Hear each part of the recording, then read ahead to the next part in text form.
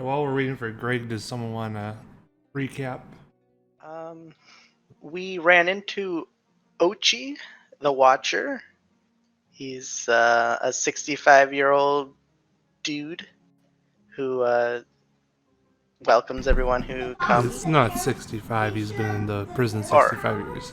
he's been here for 65 years. Yeah, He's at least 66. gotcha. Well, I guess we should start at the start. We were all transported to a unknown area in shackles and magical mute, I think. And upon arriving with our heads covered, we kind of broke free. Our magical shackles and physical shackles were removed, and I believe there was a goblin who ran away, and the rest of us kind of ran into this Ochi the Watcher who introduced us to the way of things and how things are kind of laid out. And there were 5 factions. We are currently with the yellow Enlightened Talos faction. They are more welcoming of mixed groups, and they currently are in possession of the only main source of water as their main trade. As we were traveling back to where the Enlightened hang, which is on the map that is pinned in Discord, we ran into some baddies, and like heroes, just like gobbled up the poison and took it like a champ. No jokes. Okay. Some almost died. Yeah. I think that's pretty much where we left it. I don't know if there was much more that happened after that. I think that was where we left off. And there's probably a lot that happened before that too. But I mean, like we ran into Card. He's the guy. Like there's a lot of names, but I don't want to throw out too much. That's the halfling that represents the Enlightened we're with. We, found stuff in Dead Human, got food and water from the Watcher. Yeah, like the only other big thing is so the Enlightened are worshipping Talos the Storm God because there's been a lot more storms in the area. So it's actually looks like we're in a giant cylinder or cylindrical area with a golden colored sphere in the middle. And there's some sort of an atmosphere that is getting more and more violent as things go on. And what ended up almost killing my character were some things that came from one of these storms. That's about it. There was one other name, Vern. He entered the realm twice or so, we may think. Oh yeah, a drow named Varen. He's part of the Order, which is a bunch of soldier guys. Live near some ruins. Rudy Drow. Do you want me to also list off the other factions since we're kind of getting to that point? No, you don't have to right now. It'd be kind of, meta, I guess. So we can Depends on, yeah. We can how much we want to give Eric ahead of time. I'll figure it out. Don't worry. It's okay. Okay, so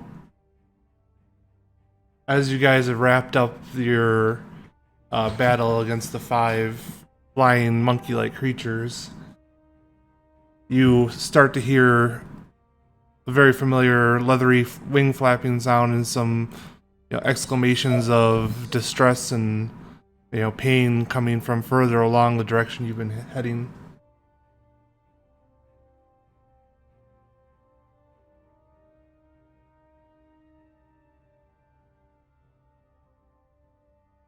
Still Are we laid s- out on the ground.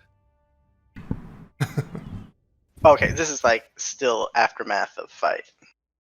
Where, yeah, the dust is Yeah. settling. But it sounds like there might be more of these creatures. It sort of sounds like the same kind of leathery flapping and someone in distress just over the next rise of the road.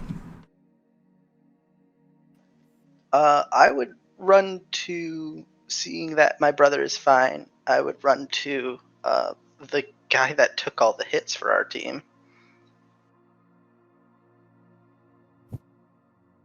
I'd check him over if he looks broken or some other type of ailment. I couldn't see much with all the Are you fog talking or about? whatever. Are you talking about Kurlik, or? Yeah, because I technically took more hits than everybody else. But you still Whoever is probably have more moaning. health. You Yeah, still whoever- But probably I have more- certainly am not dying. Meanwhile, I'm still on the ground, gasping for Yeah. air. Yeah, I guess the one that looks incapacitated then. Do we know he's poisoned, or do we just assume it? I You wouldn't know. can make a medicine check. I could try. Is somebody else better at it? I'll do it.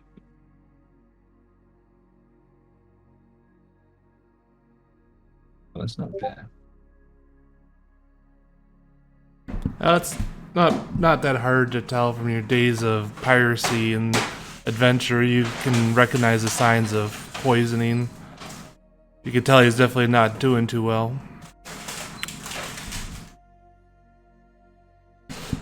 Does anybody have anything to take care of this? Card looking at you. I weakly try to grab onto Kurlik's cloak.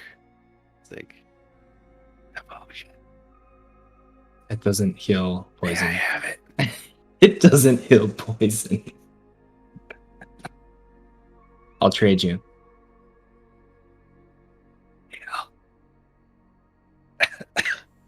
I will cast Goodberry, Okay. and I'll give him one berry. Okay. So that will give you 1 hit point, and you are not hungry for the rest of the day. That's nice. That's one hell of a berry. All right.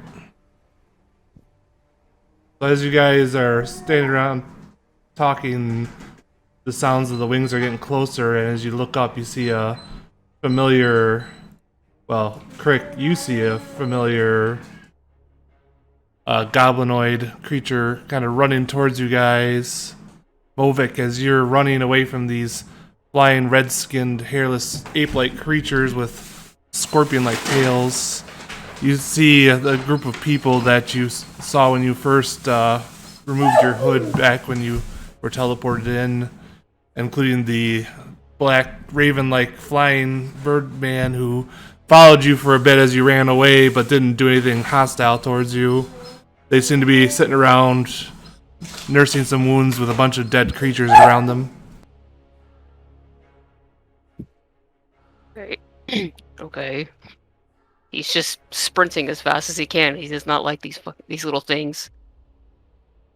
Alright, and then you guys see the goblin running towards you being pursued by 2 more of these fiendish-looking creatures.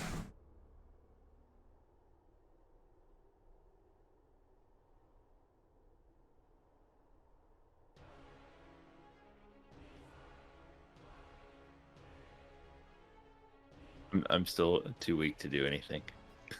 Okay. I'll pocket the remaining berries, leaving a couple with each, like one with each person if they're around or paying attention.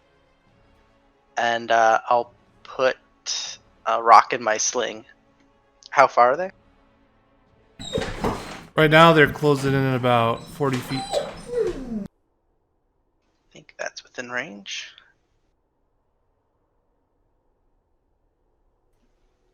Can I do an attack and then attempt to charge one of them in the air? Yeah, you can roll to attack.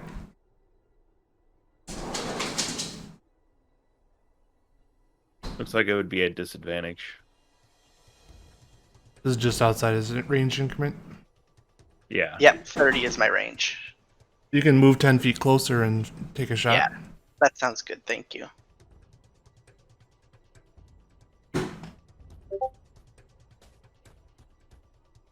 That hits. Federal damage. Is this on the map? Or not on the map?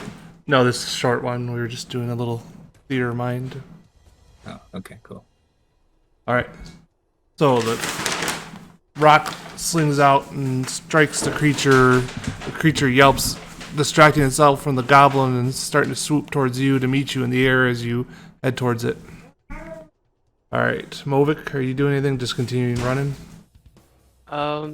While he's running, you go try to do a ray of frost. Okay. So I There's just hit the a- thing on beyond, right, and it pops up. Yeah. It should.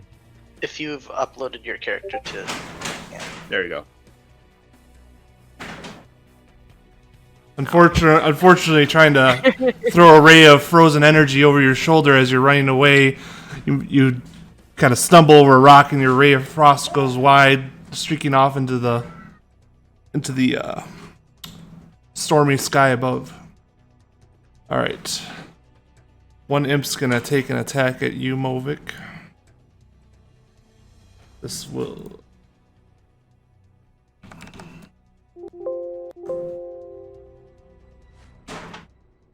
21. Yeah, that hits. Okay, can you make a Constitution saving throw? Yes. These are some juicy rolls. Sparks when I go to one. Okay.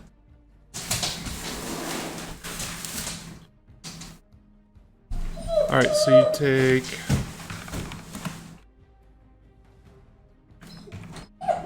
6 piercing damage.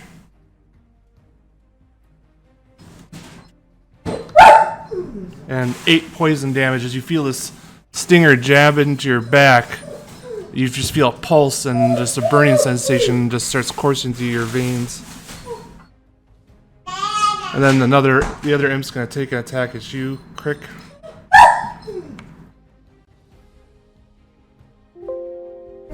$22. That hits.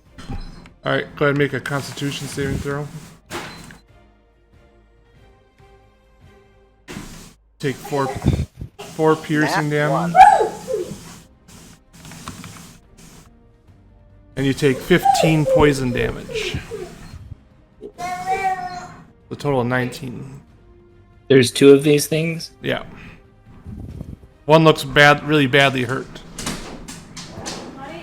And I'm poisoned, right? Yep.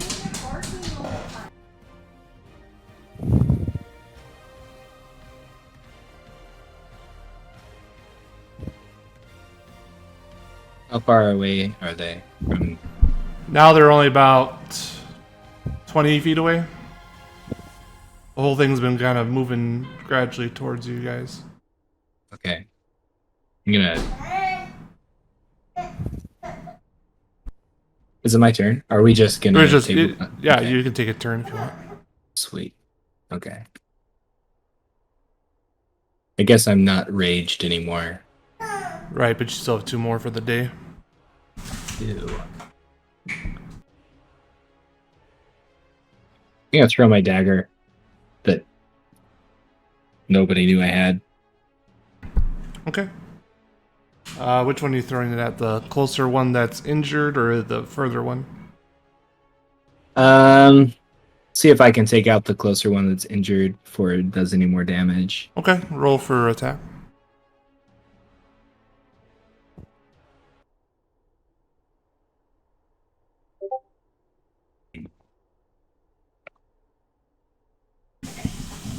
Your dagger kind of like twirls off into the distance. Bad. All right, James, you do anything? I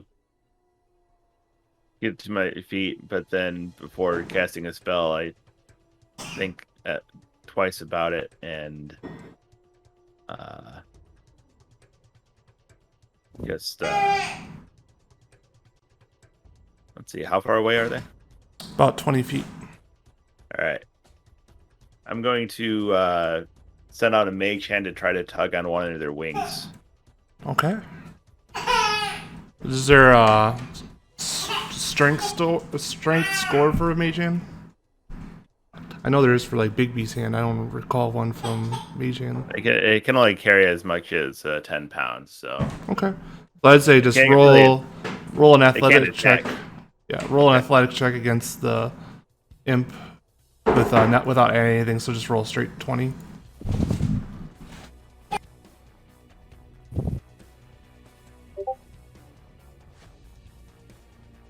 Well, I had a negative strength, so I figured why not. Pretty spry for a dying guy. Well, the imp has a negative too, so you managed to successfully grapple something with a mage hand. Was that the further away one or the closer one?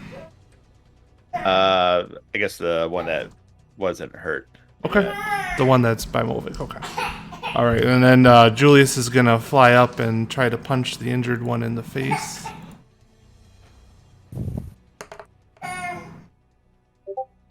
And then just his base damage is enough to finish that imp off as Julius flaps up and wing forward and kind of Superman punches the imp in the face, sending it to the ground.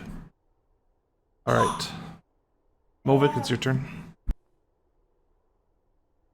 I will stop, grab a nearby rock, if there is any, and cast a catapult at one of the imps.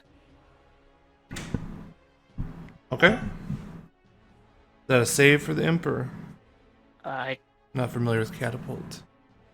I think it's a got it. dexterity. Yeah, they have to make a dex save. All right.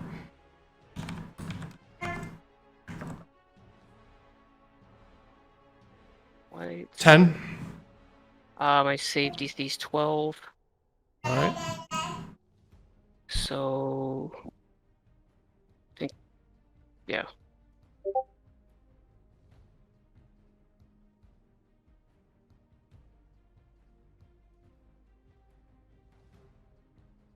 You're muted. Oh, sorry. You see this little goblin pick up a stone off the ground, and it magically just utters something under his breath, and the stone launches up into the sky, and the imp and the assailing him almost looks like taken aback by this sudden large rock flying at him as it falls and pins him against the side of the hill, crushing him, purplish ichor and blood leaking out from beneath the rock.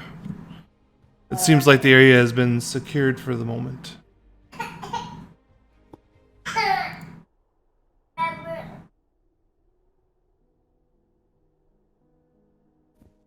There are currently 3 people that are poisoned in our party. Correct.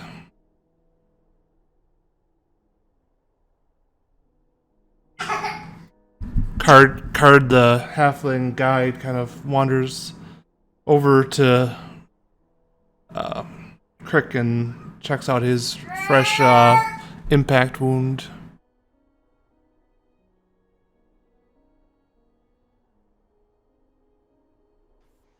How does it look? Feels awful. You definitely look like shit. Yeah, but what about this new wound? Do I look even worse now? Well, we've got something that might be able to help you back at the Oasis when we get there, but wanders over to the halfling. Movic, you see this just clean shaved head halfling with prison tattoos going parallel to each other back along his head, coming up to you is like, you must be the one they said ran away when they first got here. The name's Card. Isn't that weird wide-eyed look? Is he holding his hand out or just saying his name? He's holding his hand out. He takes it. Movac. Well, you weren't able to get sorted, but you're more than welcome to come along with us to see if you think, our camp will be a good fit for you. Better than those things, as he points to the creature thingy. When the red storms hit, sometimes it tends to unleash some strange things from the clouds like that. And what he's describing is, I described it earlier for everyone else, but they had rolled for a weather event, and so the clouds got darker, and there's like red flashes in the cloud, along with small little red globules of light just kind of floating through the air, almost like tree seeds or very occasional snowflakes. Actually, what level was catapult? That reminds me of something. First level. It's a first level spell. Okay, I need you to roll D100. Oh no. How do I do that here? Turns out that Card was And D&D introducing Beyond himself is to a lower client. I'll just use D&D. Or I'll just use roll 20. Yeah. 95. 95? If you're on D&D Beyond, do you not?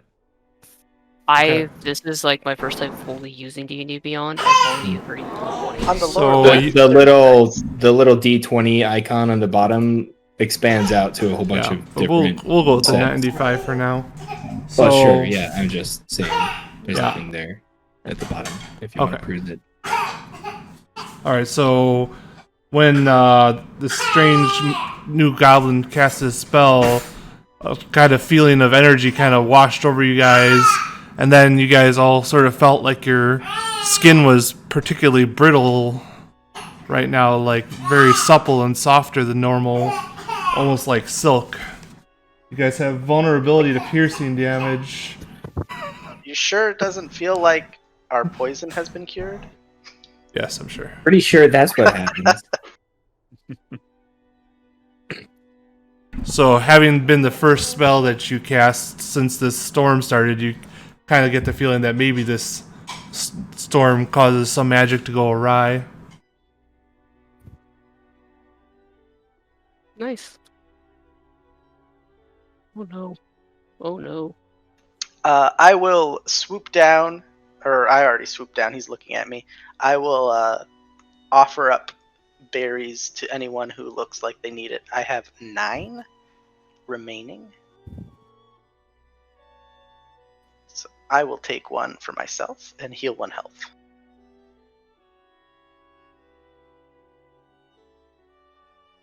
How Is much further to Ibzir's still pretty much dead? Yeah. It's about another 2 hours of walk, but Okay. Did Abzir take a second one? Or Second one, what? oh, I thought someone was talking about berries. My bad. Oh, no. I do have this potion that he's sussed out. That I was going to trade him for the fire one that he also sussed out, but he didn't answer me. Yeah, I got distracted. So I look around for a branch to use as a walking stick before eventually digging out the potion to try to hand it to Kurlik. all right. Fair You trade. want to search for a branch, roll perception.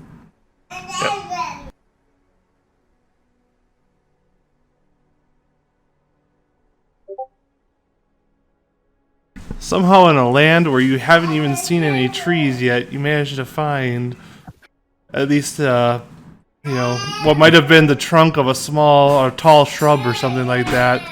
That you're able to knock off the, side branches, offshoots of it, and turn it into a walking stick. Or the remains of a root in the side of the cliff. I mean, it could just be a broken staff. Either way. Anyways, all right. So I'm going to swap out my potion. All right. And I'll take Potion of healing was the first option Yeah. when I did that. It's 2d4 plus 2 if you're going to use it now. Not yet. Okay. I'm gonna remove that. Now I'm gonna add. What's this? What's the one? This potion of fire resistance or something? Yeah. Yeah, it's a potion of fire resistance. It looks like basically liquid magma in a vial. It's kind of swirling and, glowing a little bit. Looks like a fancier potion than the one I gave up. Okay. Card kind of finishes packing some, what looks like as clean as cloth as you can probably expect in this kind of area around Crick's wound, and offers the same services to Movik as he turns to you guys and says, well, we can either try to find a place to shelter until the storm's over, or we can press on for the last 2 hours. This poison may have a deleterious effect. I suggest we get healing as soon as possible. I second that. If you've got something to help back at your base, let's head there. Grab your bonnets then, ladies, and let's get going.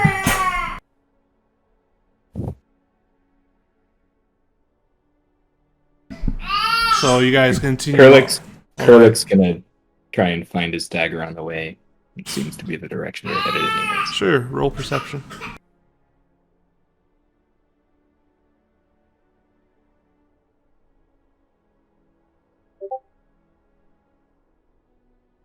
Yeah, it's a pretty, muted landscape with the reddish, sand that, you catch a glimmer of red off a metal dagger from one of the light flashes above and manage to locate it as you guys are walking past.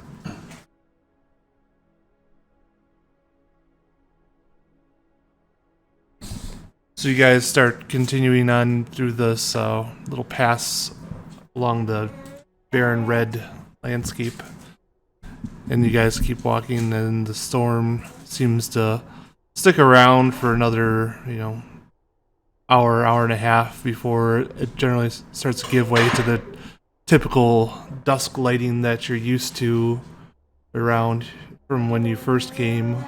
The storm seemed to have passed. That's the other thing. There is no passage of time, seemingly.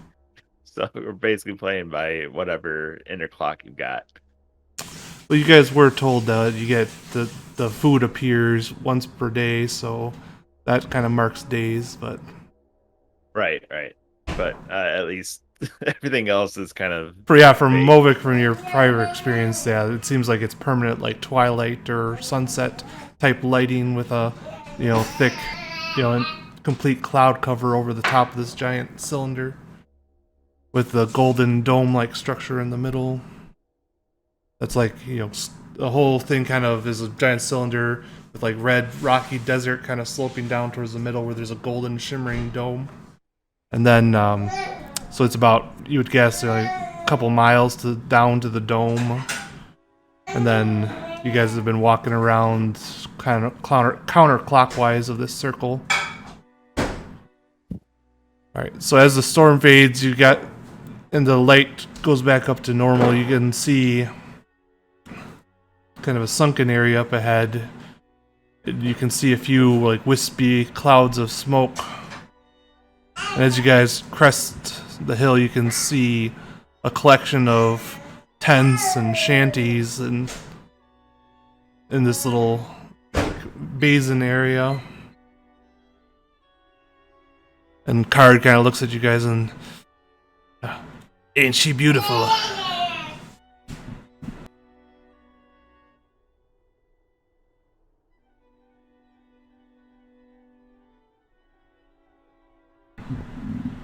At this point, I tend to agree. Alright, so you guys come down a little ramp coming from the elevated area around this settlement. And you can see a couple people milling around, mixed races, mixed genders. Some appear to be preparing food. Some appear to be like trying to forge armor out of like tanned leather.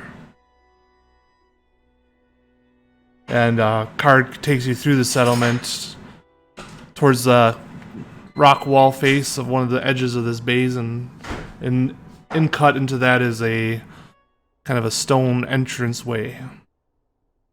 And he tells you, this is the temple of the Talos. The priestess should be able to cure you of your poison.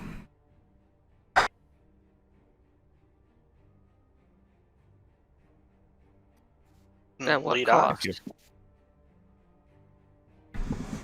Sorry, what was that? At what cost? Well, depends on what kind of mood she's in right now. But I can definitely, talk to her beforehand and let her know how you helped, and you seem to prove capable enough. I tell you what, those weapons that I loaned you, you guys can go ahead and hold on to those for now. I appreciate the help out there, and if you guys don't mind waiting out here for a second, I'm gonna go talk to the priestess and see if I can curry some favor for you.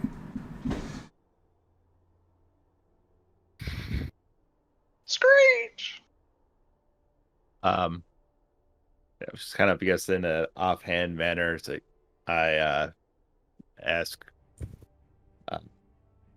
do we really want to think about where they got the leather for that armor?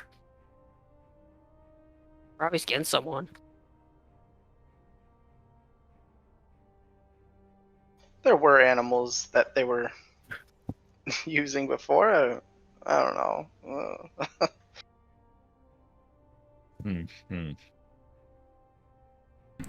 So Card disappears into the stone entryway. You see a lot of curious looks around as some of the people who have been like busy doing their own thing there. You catch them kind of watching you, and they kind of look back at what they're doing. Some don't care if they're staring at you. They just keep staring at you. I'd like to walk up to each one of the party members and offer them a berry if they have not already had one.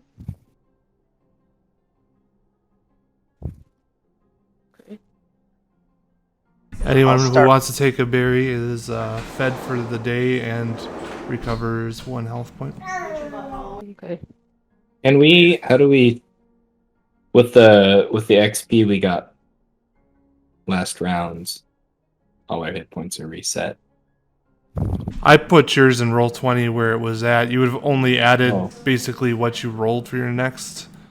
So right now you're at 21 out of 35. Okay.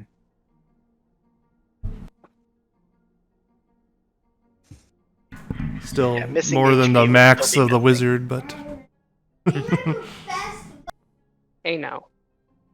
Leave Alright. our wizards alone. They can destroy I continents. mean, I'll take a berry. That's cool. Excellent. And I'll take my extra hit point. That's really cool. Appreciate it. Thank you, brother, for doing all you did in that fight. It's the least I can do.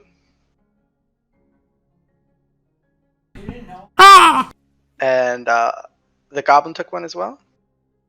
If you're offering, he will. Yep. I'll go up to him next and say, this will give you sustenance enough for a day. I do recommend eating it now. It will lose its potency. So you carefully take it, squish it, lick it, and then eat it. Yeah, and everyone saw me eat one as well, so it's not like poison good berry. berries ferment too. Ooh. Business opportunity. All right. So you wait for a while. Is there anything else you want to do while you're waiting for Card to come back out? Did my brother take one as well? Yeah. Alright, so I should have 5 left. Oh, sidebar answer to your question. If good berries are sweet, then they ferment. Nice. Mm. Anything with sugar, yeah. Okay.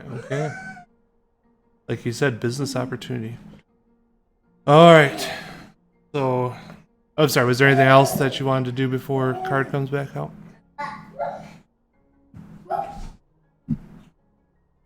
Okay. You guys wait for like 10 minutes. It feels like it's hard to tell, but just on feel alone, and card comes back out. He's waving you guys into the temple.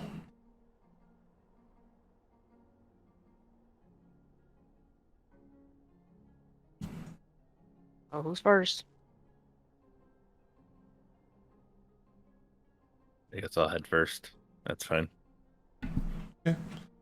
Pass underneath the stone archway into like a little four-chamber before you see another doorway past you, a smaller doorway than the giant grand entranceway you walked in.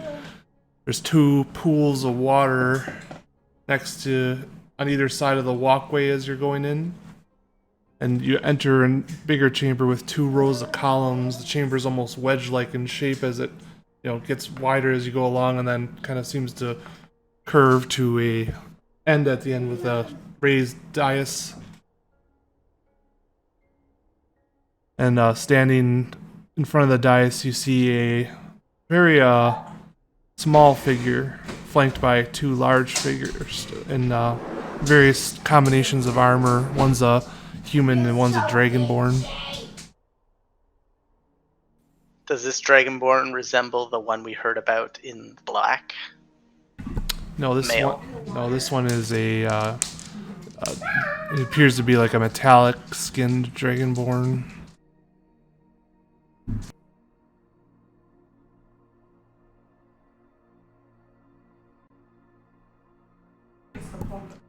As you guys are approaching with card, the two, the human and the dragonborn, kind of step up, imposing themselves between you and the small figure.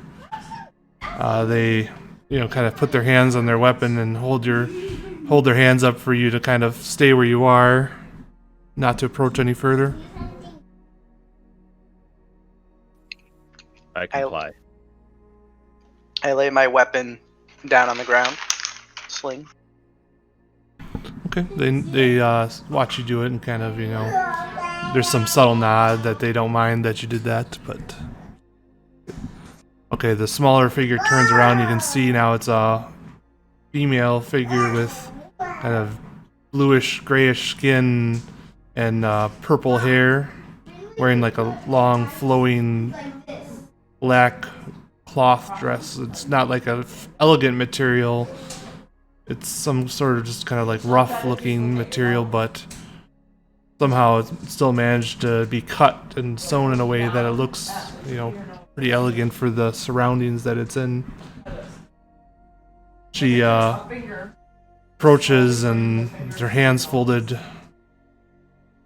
You did it!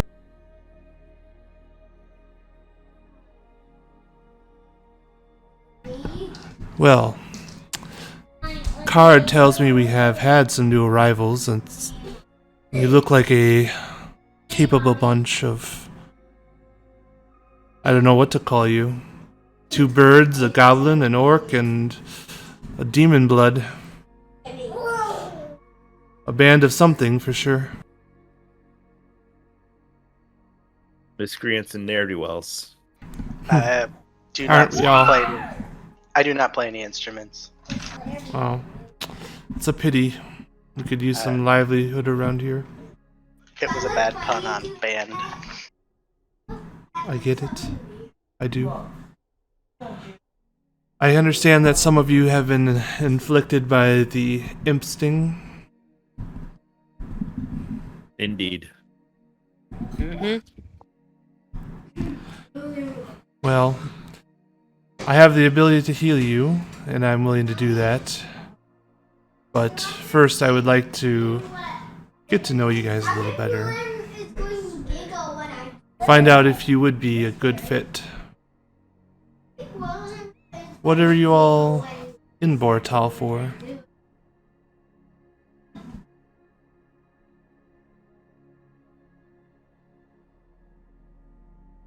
Please don't all speak at once.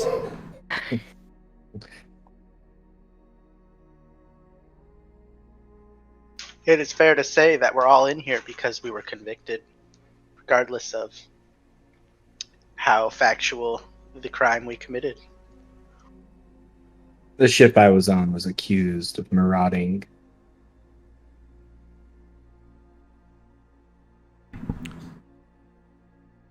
Julius goes on to elaborate how he stole and desecrated some religious items.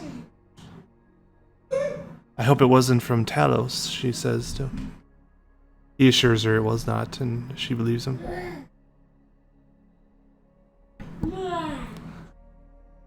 You goblinkin? How about you? Tried to turn someone into a metal thing. He cried, screamed, and then died. And then guards found me. I appreciate your candor. Demon blood? I was accused of murder. Accused.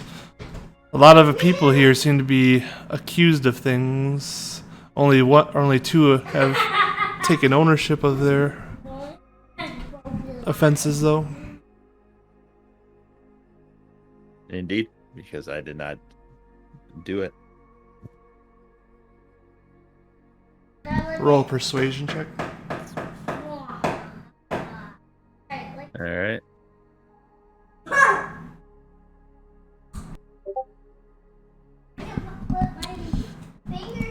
I think you're telling the truth. So, I don't have any objection to you joining us for the time being if you want a place to acclimate yourselves to this internment. But all we ask is that all members, whether you don't have to accept Talos, that's just the name we got, because of some of our religious. Enlightened is just the name we got because of some of our religious views. But we ask that you try to get along with other members and pull your weight.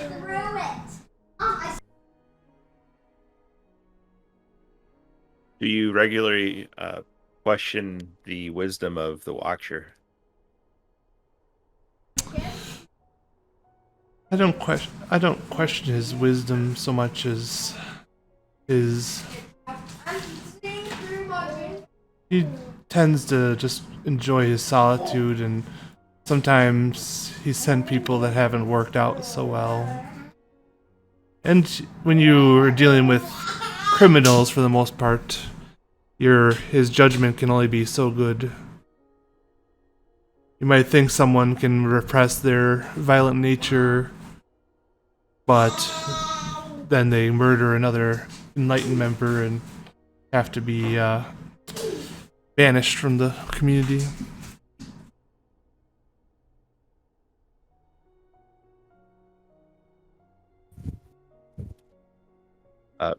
We saw some other Enlightened members fashioning armor outside. Might I inquire where the materials were supplied from? They've been from the hide of creatures similar to what you've faced on the way in, and the few remaining wandering livestock type creatures that had been seeded in this environment when it was first conceived. Their numbers have dwindled as the storms and the condition of the Bora'Thal has deteriorated over time. If you're asking if it's human skin, though, no. The bone gnawers might have that, but not so much us.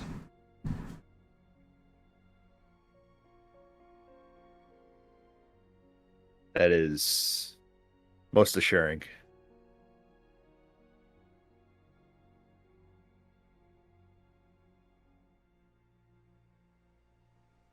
How long have the storms always been as frequent as they appear to be? Well, it first started with thunderstorms. We'd have very occasional rain. Maybe used to be once a month as best we can tell. And then it started with thunderstorms, and then more recently the arcane storms like you witnessed an hour ago about. And those have been since the last, I'd say, about a year or so.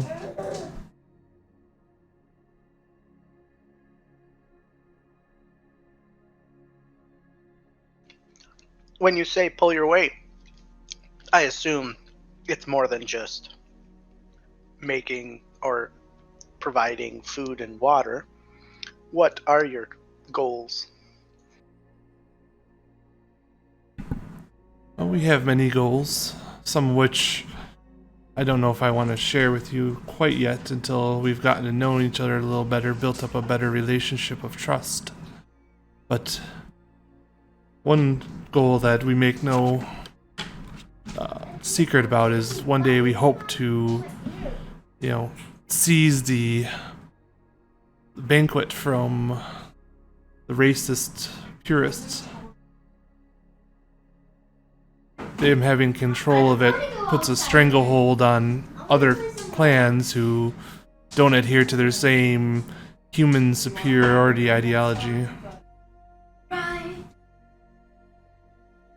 We have a working relationship with them for now, but at any time they could try to terminate that or change that, and if they find another source of water and don't need us anymore, then that could turn very poorly in our favor very quickly.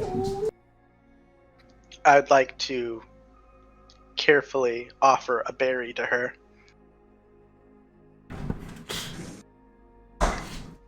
This has helped us when we were in need. It is not infinite. How many of these can you make? Very limited. Our numbers are about 100 right now. But any amount of food helps. Indeed. Are you actually giving her a berry? I am giving her a berry. She takes it and kind of samples it. And if you see someone take only a portion bite of a berry, it's a very ginger bite. She takes one berry and kind of turns it into 4 bites somehow. It's a good berry, isn't it? It's sweeter than most anything that you can be found in here. So there's many jobs that can be done around here. I don't know what kind of work you guys are best specialized in, but I will heal you, but you have to, help my people and do some work for me as well.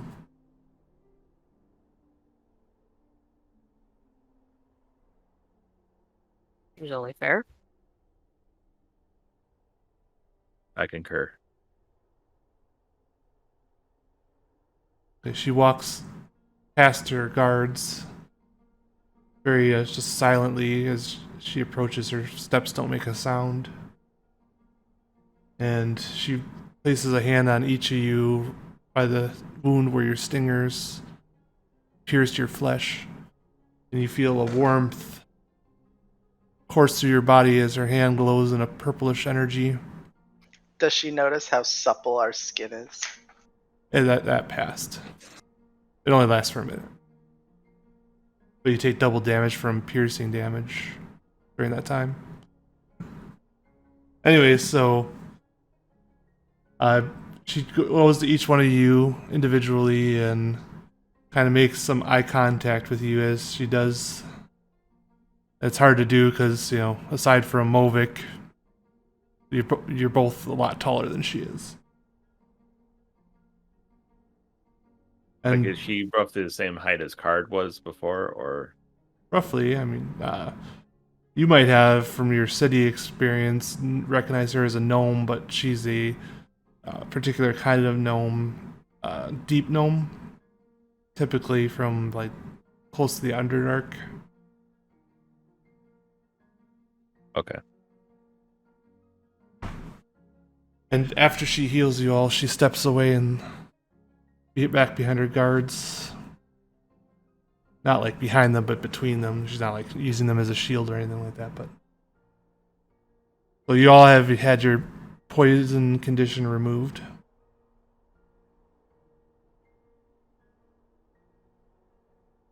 Something that you can do for me as a trial first task and repents for what I just did for you is that there's a certain unsavory element going around the camp right now. It's a fermented drink made from some toxic mushrooms. They call it blight. It's being brewed somewhere within the camp, and it's killed several people. But people still brew it, people still drink it, and if you could find the source of it and cut it off, that would be appreciated. Cut it off. I thought you didn't want killing of fellow members. Cut off the source. Just destroy the manufacturer. Provide the identity of the culprit so he can be banished. Do you want him dead or not? I prefer if you didn't kill other Enlightened members, but if you have to in self-defense, it's understood. Not God, it's if self-defense. if this guy or female has been making this profit and this power, gaining power through manufacturing and selling this to other members, then he might not want to give up his business so lightly. But if you could just identify them and find evidence against them and let me or Card know, or my guards, if I'm indisposed, I would appreciate it. And I would consider my work for you to be repaid.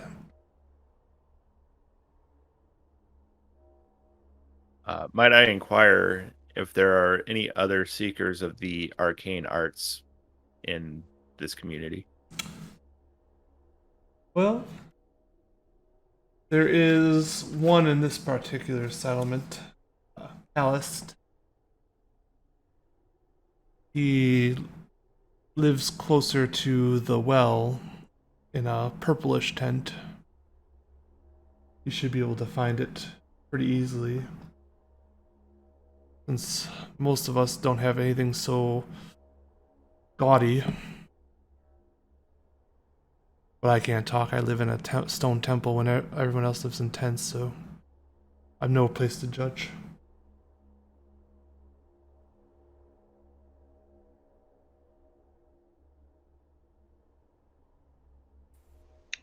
What are your relations with the other tribes? Okay. The other tribes we have varying relationships for. Obviously, we have the working relationship with the purists, but that is tumultuous at best. Sure. And then no one has any official relationship with bone gnawers except as a prey item for their cannibalistic lust for flesh. The tunnel basilisks, we have a working relationship with. Obviously, they need our water, and we trade with them for metals and other stone and other things we might need. They do find metals beneath the earth. Yes. There appears to be deposits of metal resources and gemstones. They've come up with diamonds and rubies and And what irony it is that murderers and thieves in a place full of riches below the surface, but you can't bring them anywhere to do anything with them. Really, the only thing of value around here is usually barter for water or for food. Gold has little meaning here. Gemstones have slightly more, but still little.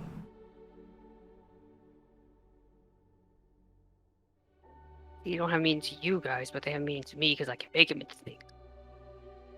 Then you might prove extra useful along with your birdkin friends here. Aside from Scourge, the leader of the order, not many people have the power of flight around here. It could prove as a advantage in scouting situations. And So it sounds like you have a combat relationship with several.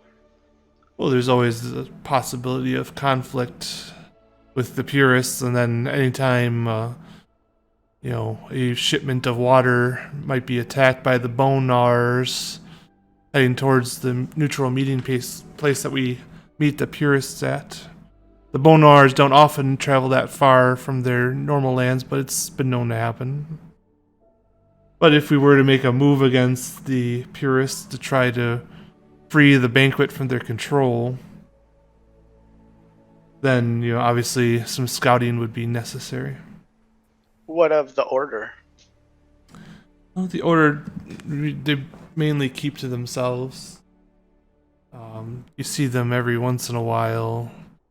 They don't really often come for water, so I don't know where they get their water from, but From the blood of their enemies. it could be. I think that's the bone gnawers. So what do you trade the order if they don't want water? But we don't have much of a commerce relationship with the order. Occasionally they want water, and when they do, we provide it. They provide some armor or some texts or scrolls in exchange. They may summon their own water and not truly have a source then. Possible. They're a little bit of a mystery.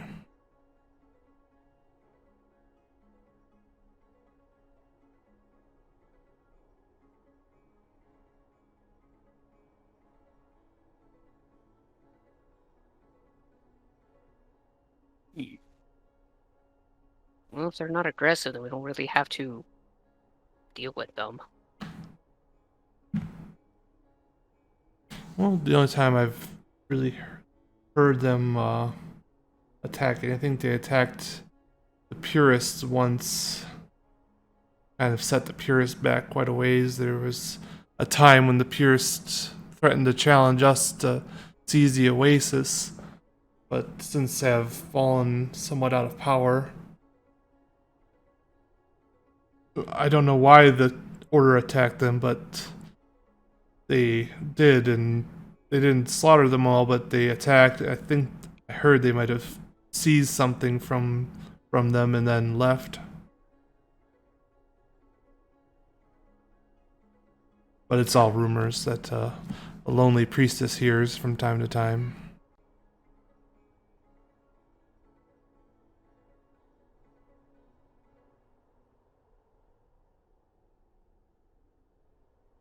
Do you have any leads on this fermented beverage that can occasionally kill? Only that it occurs within my own grounds that I'm ashamed to admit. There's several other smaller Enlightened encampments around, but this is our main collection of people. And I just know that it occurs somewhere within this encampment. Do you have any locations of where the people have died?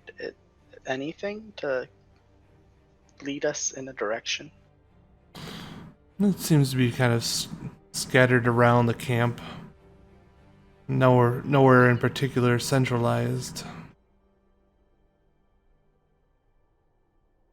But the camp isn't that big, only probably 20-25 tents. Does it have a smell?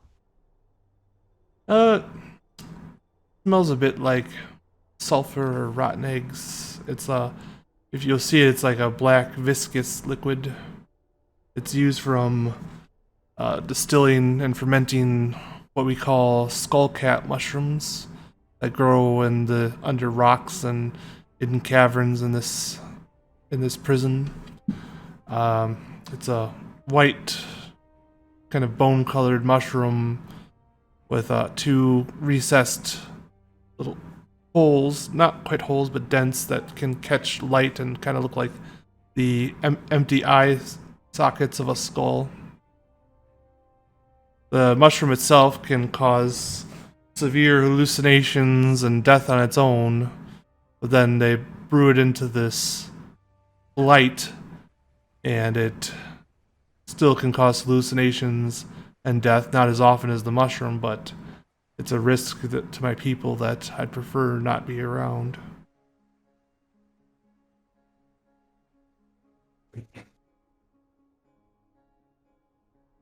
We will do as you asked. All right, well, I appreciate it. And then once that's done, I'll consider this poison curing to be paid for.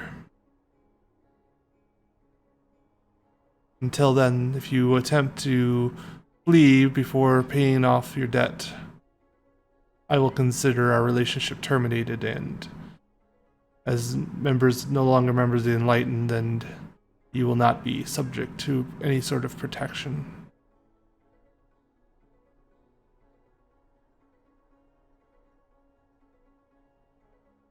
If you need anything, Card's tent is the tent closest to the temple entrance.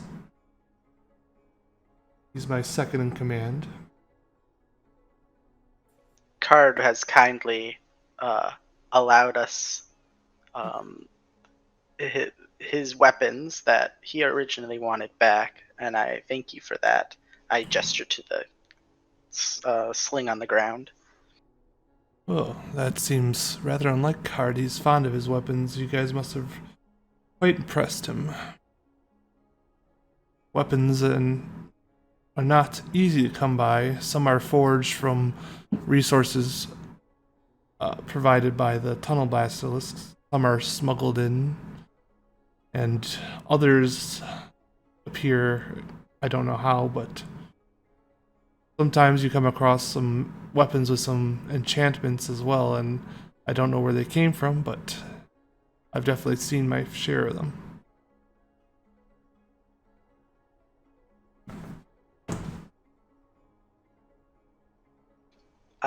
As I gesture towards the sling, I walk over to pick it up and leave. Okay.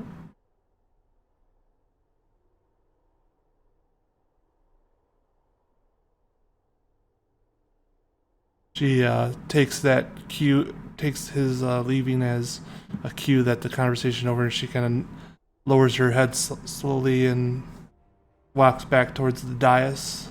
Two guards kind of stay where they were, watching to see if you guys leave or not.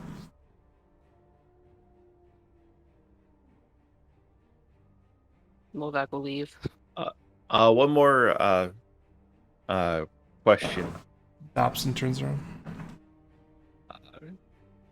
Is there any place for us to rest? Well, there's he thinks for a moment. There's a tent that is opposite from Callist's tent across from the well that the occupant recently has died from the blight. You can take his tent, or if you want, you can kill something, tan its leather, and make your own. Otherwise, sleeping under the star, or non-stars, I should say, is your other alternative. That tent seems most serendipitous. We shall take it. do us a favor and dispose of its former occupant, then I don't believe his subsequent burial has been arranged yet. Best to remove him sooner rather than later. His stench might become unbearable. Can I inquire, are there others that need removal as well? They may lead to clues. No, his is the. We're usually fairly quick about it, but he just was found dead this day.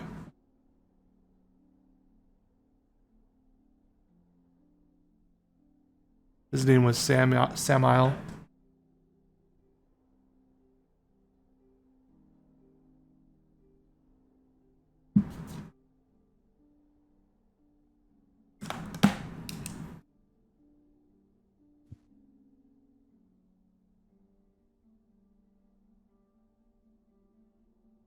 All right, well, shall we go and pay off your guys' debt then?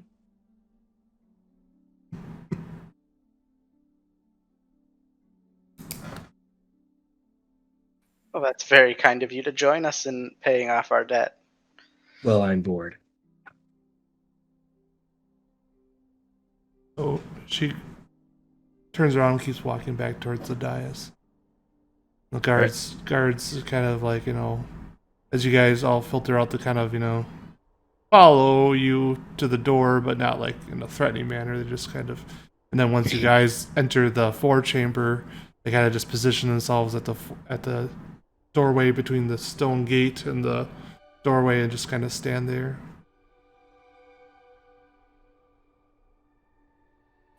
All right, let's head to this tent, our new home.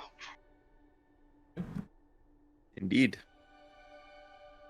From when you were looking at it, as you approached from a higher elevation, you saw that the tents were all, and shanties were all kind of spread around a, central point that you guess would be the well, and you kind of head towards that central point. You see several people sleeping, some up eating their brick, some drinking some water, some, talking and chatting to fellow members. And when they see you guys approach, they kind of hush their conversation and, watch as you approach and kind of keep their eyes on you as you pass. And you reach the center of the camp, and in the center is a gray stone circle, just cut stone brick arranged in a circle about 6 feet across. And above it is arranged a mechanism for lowering urns and pails attached to a rope into this circular well.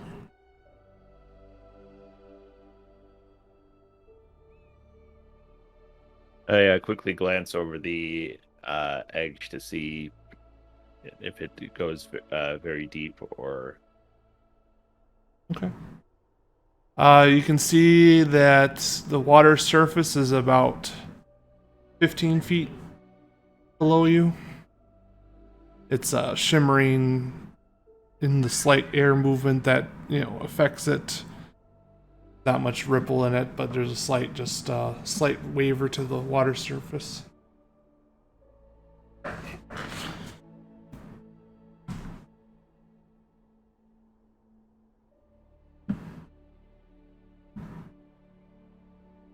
I think this is near your calloused friend. Is there a purple tent around here? Amidst a crowd of drab-colored tents, one tent definitely stands out. It's a purplish tent, about 10 foot by 10 foot, with a flap style typical tent door oriented towards the center.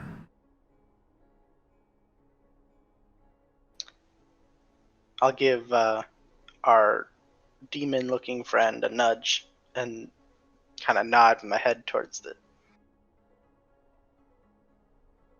If the rest of you are fine clearing out our tent, I will bid you adieu and walk toward the other tent. Okay.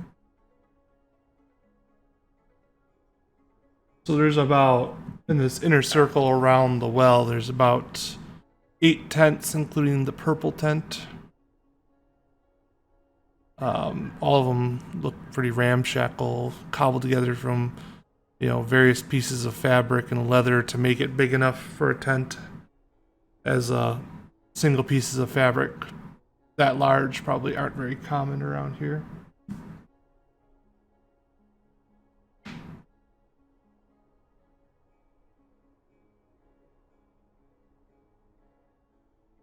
If you wanted to follow the rest of the group while they clear out the tent, I'm fine waiting. Need to get some tea anyways. That's fine. I was just waiting for the first person to make a move.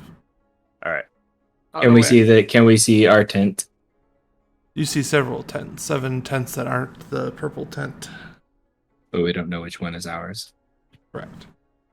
All she said was that it's somewhat across from Callus' tent. There's about 3 tents that are opposite Callus' tent, so it could possibly be one of those 3. All right, well, I'm just going to walk towards those 3 then. And then I'm going to open the flaps and see Sure, which if one? there's a dead guy inside. So if Callus' tent is 12 o'clock on the clock, there's one at 7, one at 6, and one at 5. Which one are you going to first? You guys are coming from like the 9 o'clock position. Oh, the closest one then. The 7, I guess. Guys, open the tent flap inside. The dwarf female in a state of undress, as she appears to be donning some armor, and she sees you, opens his like, "Get the fuck out, you onlooker!" Completely unfazed and uncaring, I just let the flap go and move on to the next tent. Bloody half-orcs! You hear exclaim as you walk away. Go back, we yell into Dwarves, "You goddamn dwarves!" You hear some rustling from inside. She's like, "Motherfucker! I'll skin your hide!" And you see a female dwarf like appear out the tent flap, like half armored, half unclothed, holding a dagger, looking around, looking for other dwarves.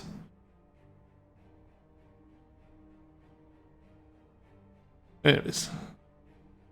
He's gonna act like nothing happens. He's not really paying attention. Just goes to the next one. Just open it, unless Yeah, that's whoever- pretty much what I'm doing. She's blustering. That's fine. I'm just opening the next flap to see if that's the one with the dead guy in it. All right. You open the flap and you see it's about a 15-foot by 15-foot tent. It's kind of a bigger tent. Got some piled up skins and there's various stages of drying on one side. And then there's a motionless figure on the floor towards the back half of the tent. Oh, looks like this is our tent. Somebody go dig a hole. I'll carry this guy over to it. All right. So you I don't have a shovel, so You got your hands right. It's mostly sand. I will throw a rock at you. I'm not digging with my hands. Are your hands too delicate, little gobbler? I will make him into a zombie. Don't tempt me. I will figure out how to do it. And then I'll have him bite you.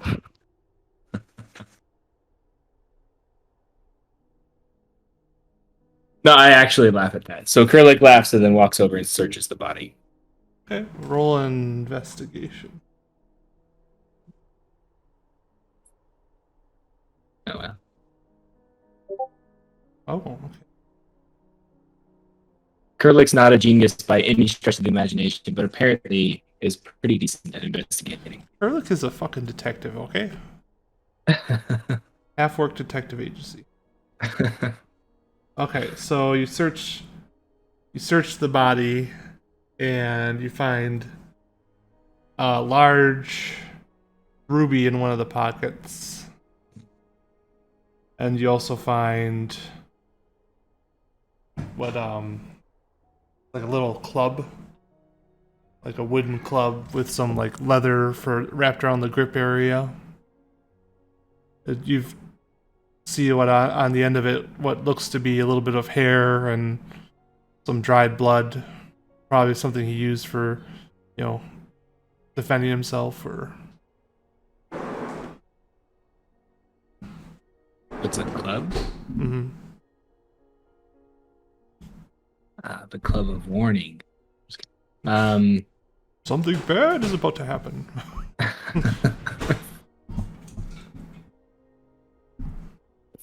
Anybody want a club?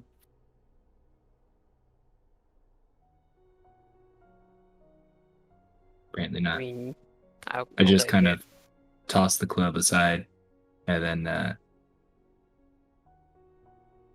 is this guy wearing a belt? I'm just gonna pick him up by his belt and carry him out the tent.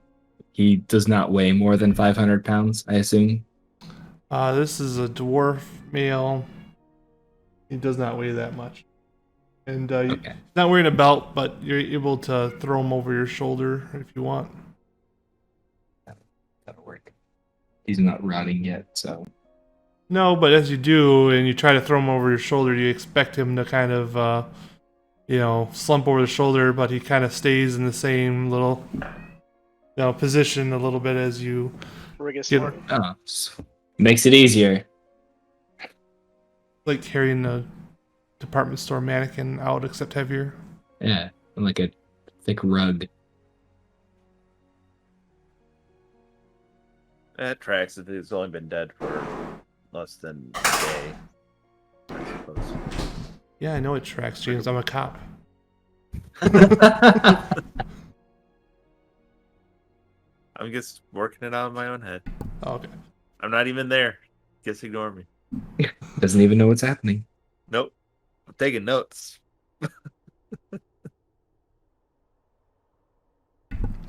All right. So you carry him out of the encampment, or? Yeah. I'm gonna go pick up the club. Okay. Just to like an outskirt, like over a hill. Sure. I mean, it's mostly in a basin, but you can find like a little, crevasse in one of the nooks of the basin to kind of tuck him into. Wait.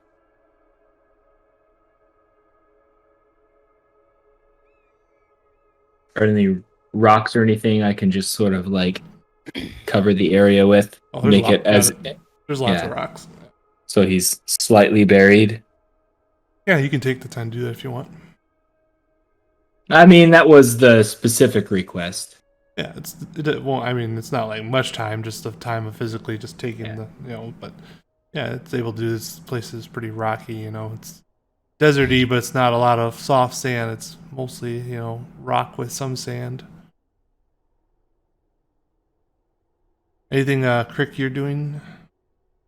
I was actually going to go with to the purple tent. Ovik, anything you want to do, or are you just helping with the burial, or? I have the club. Mm-hmm. I guess I'll help with the burial. Okay. Might as well. All right. You guys approach the purple tent, and Ebzir and Crick. The tent's flap is currently closed. You can see, though, that there's like light shining under the tent, edge of the tent.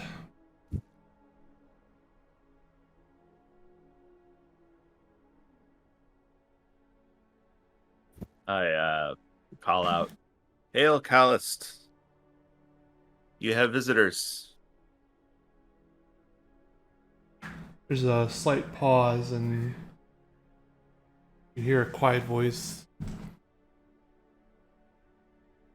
You may enter.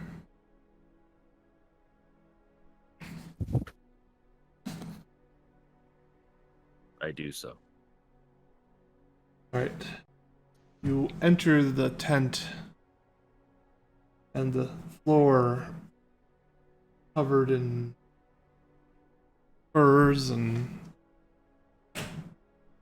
see appears to be a half-elf male, judging from the slightly pointy ears, and but not as pointy as the full-blood elf kind like Ochi that you saw earlier. Long, light brown hair, some of it braided into long braids down his shoulders and back, some of it unkempt. His irises are light purple. He is setting down a book that he's placing open on the table that he's sitting at to save his place. There's 3 bedrolls, 2 of which are pushed up next to each other, and one off in the opposite corner of the tent. May I help you? I bow low and say, greetings. I'll follow suit, but not say anything. Hmm. I'm a recent. A tiefling and an Right. Aarakocra walk into a tent. Sounds like the start of a bad joke. What can I do for you? I have been told by the priestess that you are a fellow arcanist. That I am one of the only ones in the camp aside from the priestess herself, but her powers come from more the divine instead of arcane. Are you of a more wizardly sort, or are you more? Do you gain your power more from I the came innate? by my powers honestly, if that's what you mean. I wasn't just born into them. I had to work like many others. That is good to hear. Years of study. So I reach into my, I guess, into whatever clothing I'm wearing and pull out my spell book. Ah. I see you managed to sneak it in. Were you also as fortunate? No, I had to start from scratch when I got here. Or you were able to remember most of your teaching? Most of it, but some of it I had to scrounge for the spells and the scrolls, trade, steal, whatever I could do to build my own spell book as he, pats a separate larger book, next to the book he set open on the table face down. Mm.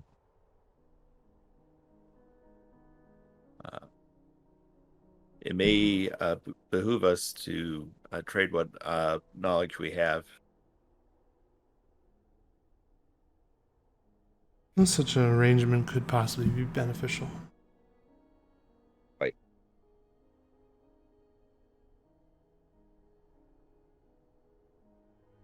What kind of spells were you looking for?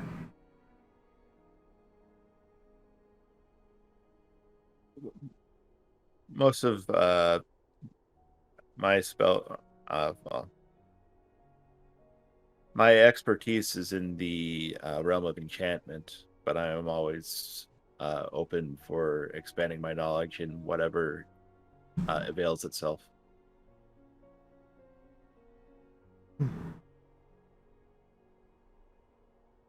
Are you willing to trade in the form of work?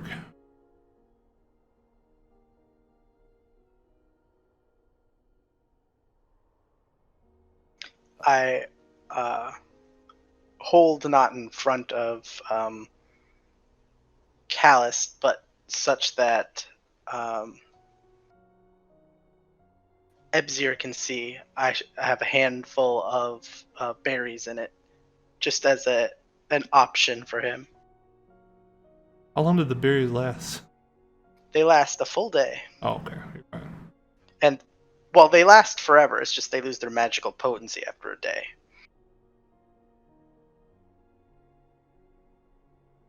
Damn drugs. Losing their potency after a day. What kind of bullshit is that?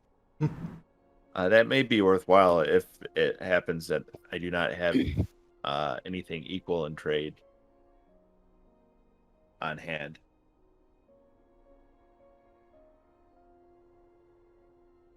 Well, for spells, not to be offensive, he kind of looks you up and down. Feel like there isn't much you could probably offer me. But if you are willing to do something for me, then I would be willing to trade you a spell of your choice for my own knowledge. I graciously accept your critique Mm-mm. and am willing to take whatever action is necessary. Is your friend amiable to this arrangement too? Because what I have to ask of you is rather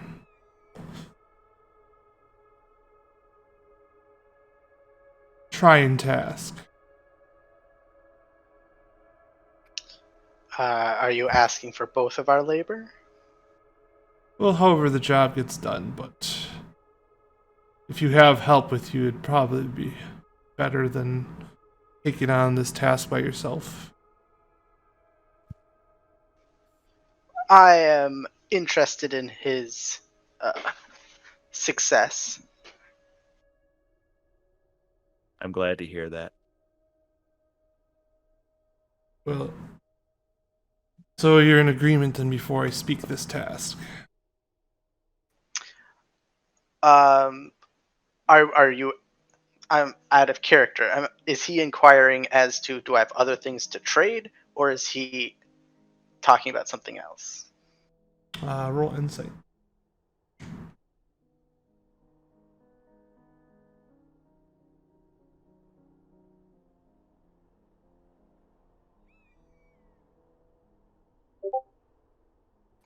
Best you can tell, he doesn't really want anything from you. He just wants to know you're on board.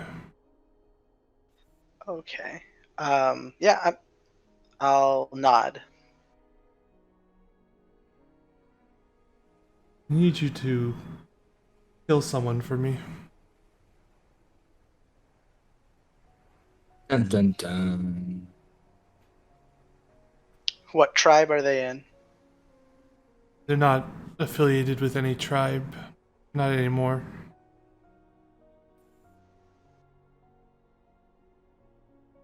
I've been here for 47 years. And here I met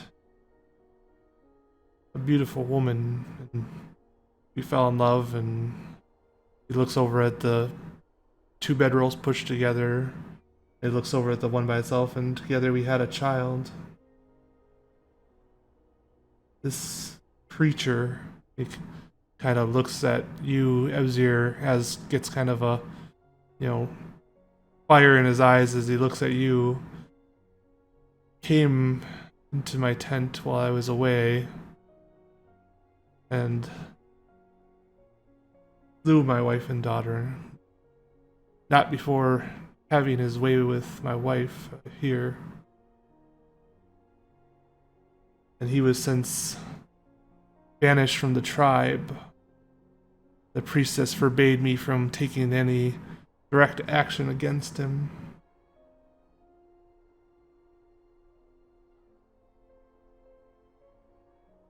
it does seem unwise on her part.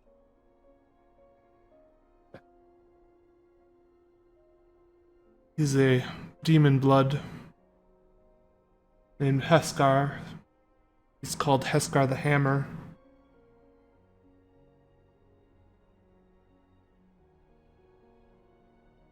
Tiefling like yourself, except he stands about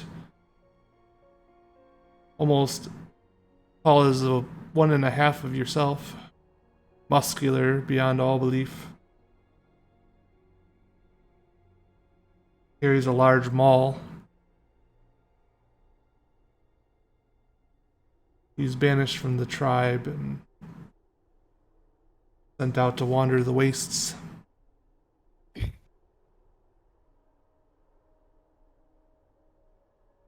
I don't know if he's affiliated with anyone or if he's still walking around by himself, but Did he say a halfling or just short? tiefling. Tiefling. Like a 7'2" tiefling. Jacked. Fuck. Like ripped. Sorry, you said halfling. I thought it was 2 halfling. I thought that's just fucking terrifying. 7'2" halfling. Tiefling. I heard ling and I just assumed halfling. Forgot tiefling was a thing. Yeah. Despite the fact that you're standing next to one. From what you describe of him, I no doubt think that he's thriving quite well on his own.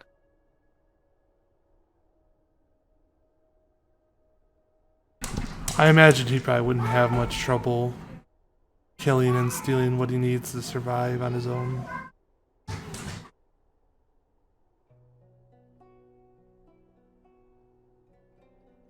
Seems a pretty severe crime. Is that the priestess's go-to punishment, banishment, and protection for them? The priestess wants us to reform our violent ways. I was never one to commit violent crimes myself either, though I was in prison for other things. But she wants us to be better than the people we were when we came. So she doesn't punish with death. And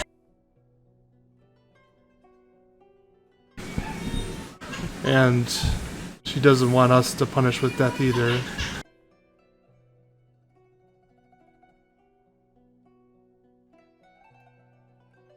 It is a short-sighted view of this particular situation.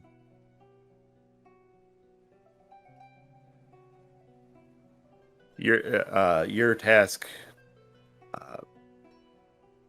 seems great in difficulty. Perhaps giving some of your knowledge would facilitate its completion. Make a persuasion check.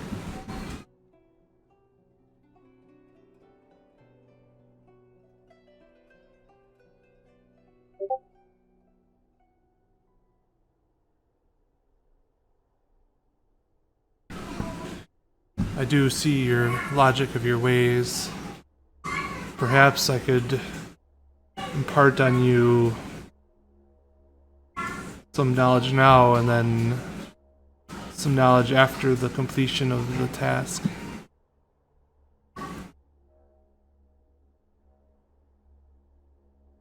I am grateful for your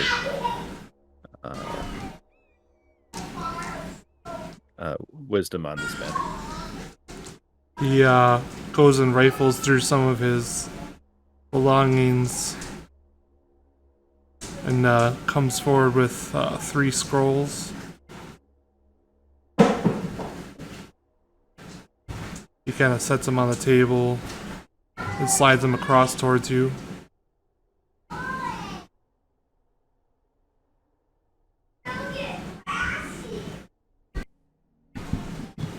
You examine them? Yes.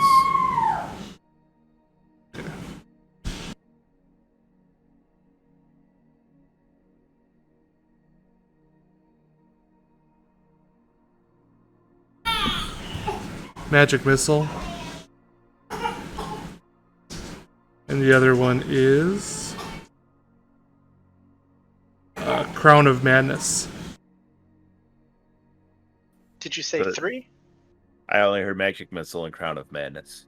The other one was Comprehend Languages. Hmm. If you don't have crown, it's a good one. Crown has a noticeable flaw to it. I almost think that Magic Missile would be the most useful at this Oh, point. I thought you had it. My bad. No, I don't. I don't really have too many spells. Unless in our last combat, the one cantrip I took turned out to be the wrong one to fight those imps. They had fire resistance or something. Yeah, you couldn't have known you'd be fighting a fire immune imp. Yeah, so Magic Missile would probably be the best at this time. I foolishly say 3 to get us started. Sounds all right. Just one for now. I'll provide a selection of even more powerful spells that you can choose from next time upon completion of your task.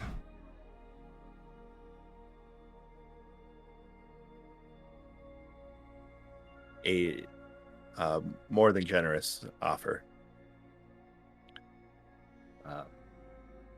I shall take this scroll with me, and as soon as I have learned its secrets, I shall return it. I would appreciate it. It was a royal pain to acquire all these scrolls and spells. Quite. Preserving the knowledge is more important than an offhanded, one-time temporary benefit.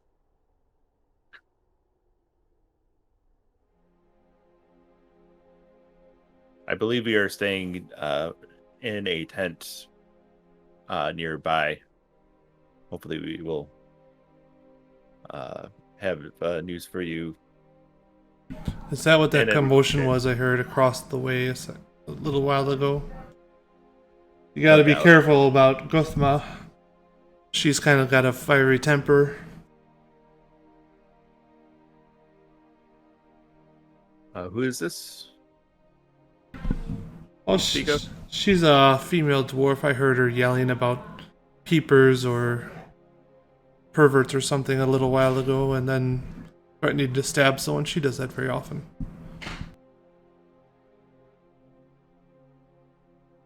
Does she follow through on her threats often as well? Yes, quite often. I give a meaningful look towards Ebzir.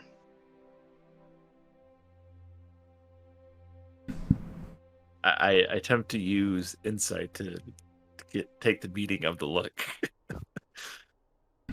Roll insight. By 2, what does Net your look 20. mean? What is I have inferred that he is uninterested in killing, and that this person may be employable to do the killing for him.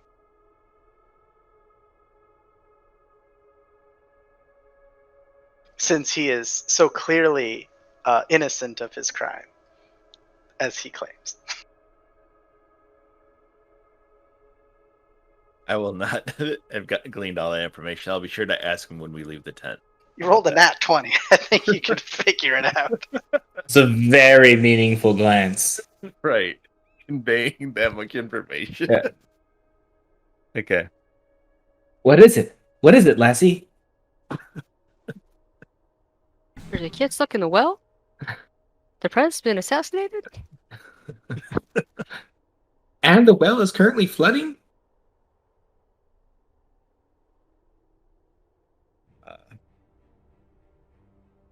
I will take your leave, if I may. All right. Well, I wish you luck, and if you could bring back some evidence of the task being completed,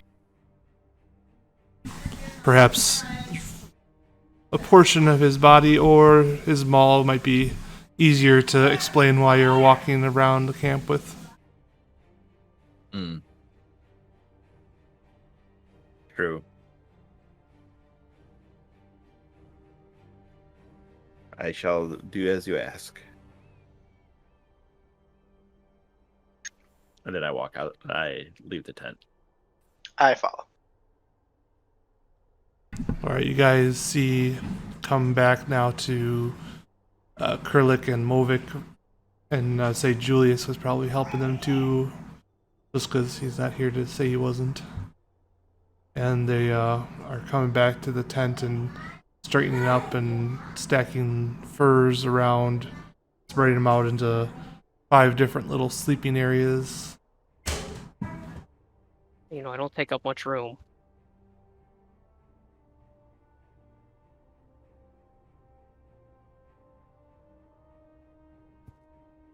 I check for any other items that could possibly be used to speed up my understanding of this spell, so that it can become a permanent part of my spell book instead of a separate scroll. Sure, what kind of items would you be looking for then? Just because I'm not that familiar with the wizards, I've never used one. All right. Well, so the way doing stuff in spell books work, I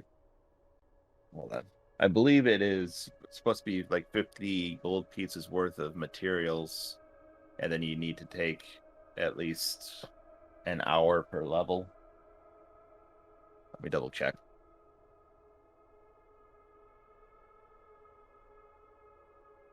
Given the nature of this world, having 50 gold pieces doesn't seem to be 50 gold very pieces likely. wouldn't do much for you, yeah. Well, Right, 50 so gold pieces are worth nothing, so it's like having right. 10 And copper. it's supposed to be meant to be for like the actual What the equivalent would be in the real world. right. I guess a rough estimate. I mean, we have a bunch of materials around us that seems to be the most like useful, since everything's more of us either by jobs or by materialistic items. Yeah. So we're surrounded by it, so boom.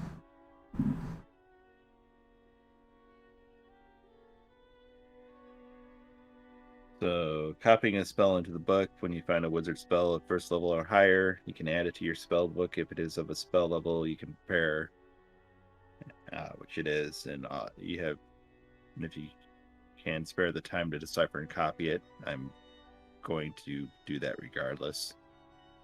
So, for each level of the spell, the process takes 2 hours and costs 50 gold pieces. Okay. Cost represents material components you expend as you experiment with the spell to master it, as well as the fine inks you need to record it.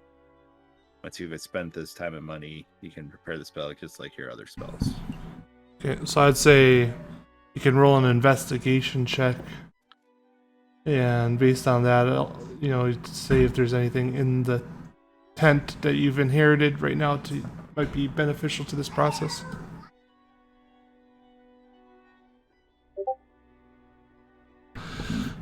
Okay, as you guys are rearranging the furs around, and Ebzir's taking this opportunity to search his loaded D20 or roll 20 or D&D Beyond dice, have allowed him to find what appears to be the previous occupant's journal. It's a large journal. You don't understand how he would have gotten it into the Bora'Thal, but its pages are lined with fine parchment, and there's even a little inkwell with a quill made from what looks like the rib of a small animal sharpened to a point. You based on your knowledge and experience in the arcane, this is adequate to transcribe the spell. You would just need to, remove the book or remove a page from the book and move it to your own spell book.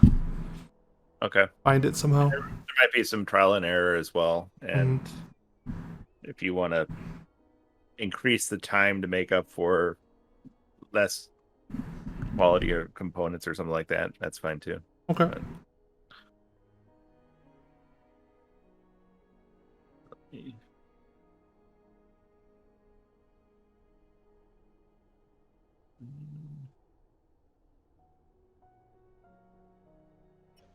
Have we noticed how food and water is distributed? Is it traded for even amongst the tribe, or is it like divvied out fairly? You haven't really been here long enough to see how that happens. The priestess had mentioned, and I think Ochi had mentioned that the food spawns one brick per person inside of Bora'Thal per day. You haven't seen the process of distribution yet, aside from Ochi giving you introductory bricks when you first came in. But you guys still have, I assume you guys haven't eaten them since you had the berries. I still have my ration yet. Yeah. I guess my next thing would be, where would we collect our ration? I'm assuming that the tribes trade amongst each other as like collective bargaining, and not like each individual has to go there and do it themselves. She did mention that there's like trade missions, like expeditions earlier that can be attacked sometimes by bonar, she mentioned. So you would assume probably that's a like trading meeting at a neutral site, she said, and pretty much a large sum is transferred and then probably brought back and distributed.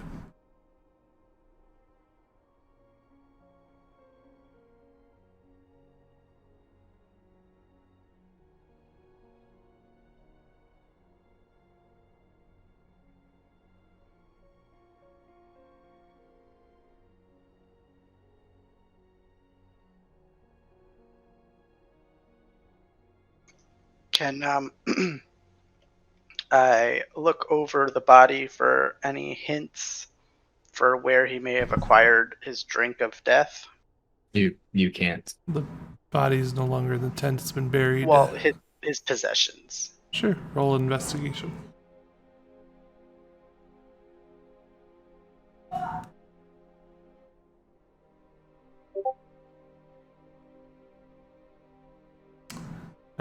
Try as you might, you just can't match the detective skills of the half-orc. I guess I'll ask the others, do we have any leads? Body didn't have anything on it. That would be a clue.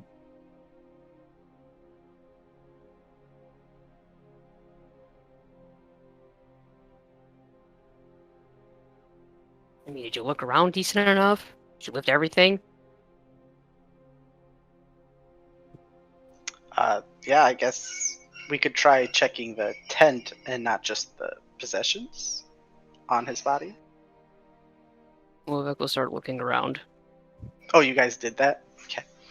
Oh, what? No, I don't No, think so. I mean, I think I was we've gonna start been looking doing around. that. Oh, But okay. maybe we could all roll investigation checks. Yeah. I apparently lost my skills. Ooh, Curlic Detective Agency. Oh. Yeah. Curlic doesn't find much. He kind of gets lost in the smell of some of the furs. Crick and Movik, you both kind of stumble upon almost simultaneously a small, like, clay cup that was kind of resting sort of a couple feet away from where the body had been. You see, like, at the bottom of the cup, a little bit of black, like, viscous liquid. Kind of stinks like rotten eggs. Oh, found his little cup thing.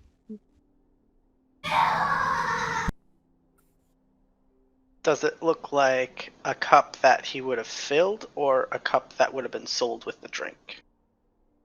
It's got a cup. It's just a cup with black liquid. As best you can tell, it's doesn't look like a cup that you know, it would have been sold at any sort of reputable establishment. Looks like kind of like a, you know, someone made this cup probably in this land with the materials on hand. It's just kind of a crudely made clay cup.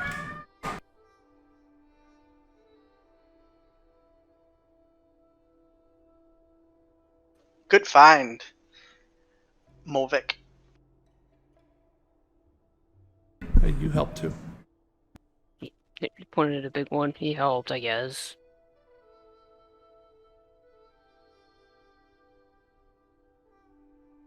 Anyone else find anything?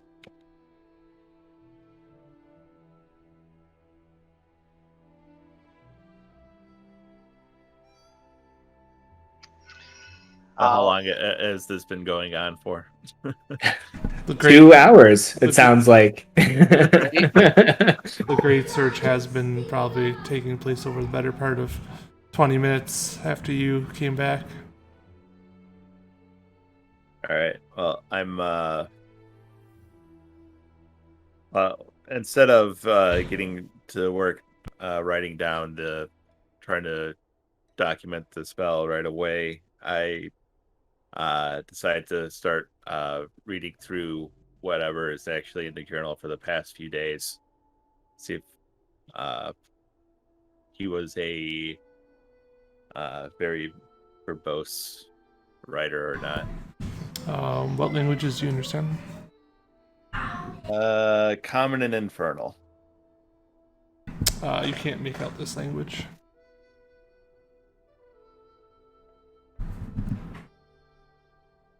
Does anyone here read Dwarven? Give me the book. Okay, I hand it over to our goblin friend.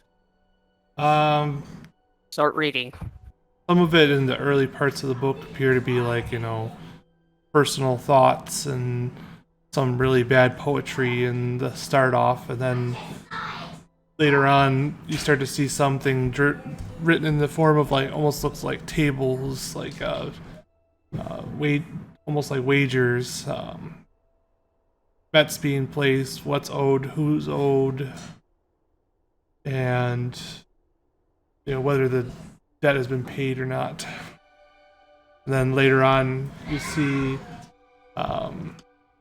crudely drawn map, which seems to show like areas around the camp. You can kind of recognize the layout of the camp as well as the layout of the little the bowl that camp is situated in.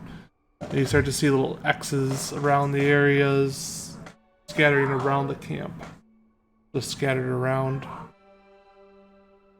And then there's a note next to some of the X's that says skull caps here.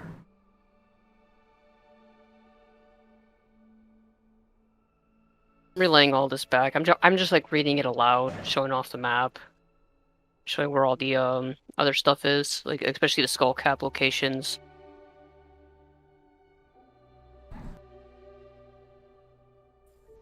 I may not be the most clever, but it sounds like he was the one making the stuff.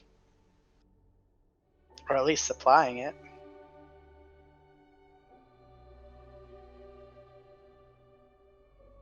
Perhaps he was a lackey, only getting the supplies, not actually brewing the poisonous beer.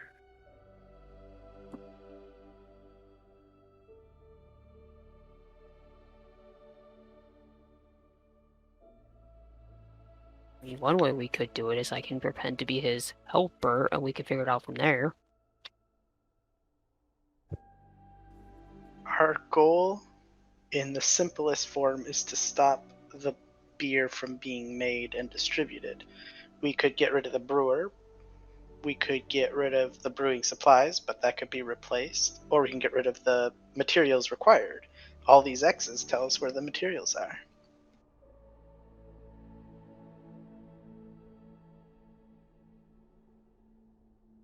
It sounds to me like removing the supplies would only be a temporary solution.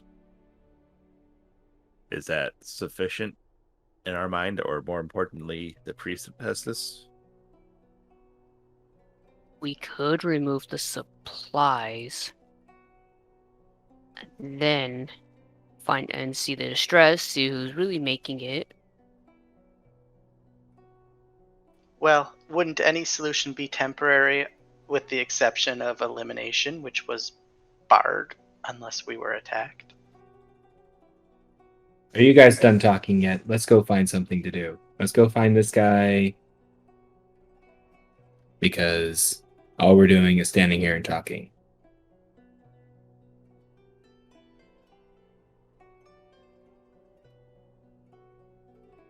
Let's go find it. I want one of these red cap thingies so I can make weapons out of it. Might I have the rustic journal back? I'm sure you can I hand take it back. I have no use for it. If you tore out the map, that's fine. Oh, probably. Yeah, that actually makes a lot of sense. Oh, do we have a map?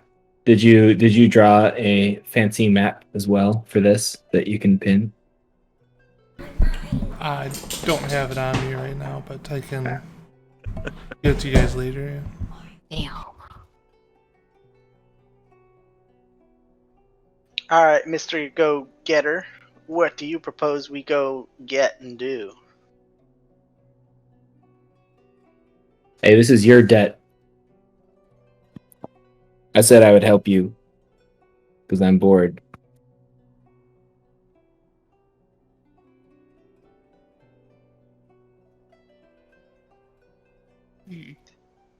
If But, you want I mean, to, if you're asking my opinion, we should just go find the actual person who does it. Then we can All make right. it look like they attacked us. Instead of Perhaps just a sneaking night's around rest and- will both cool tempers and clear our heads to be able to target that particular individual you seek.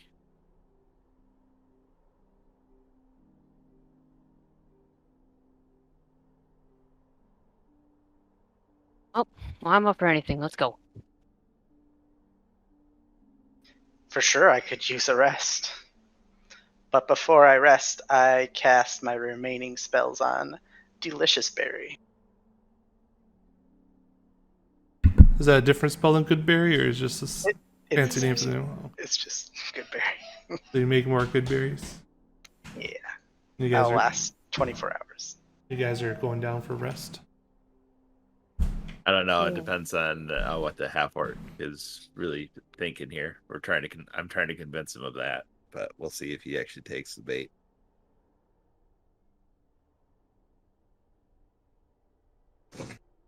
All right, I'll just wait here until you guys are ready then.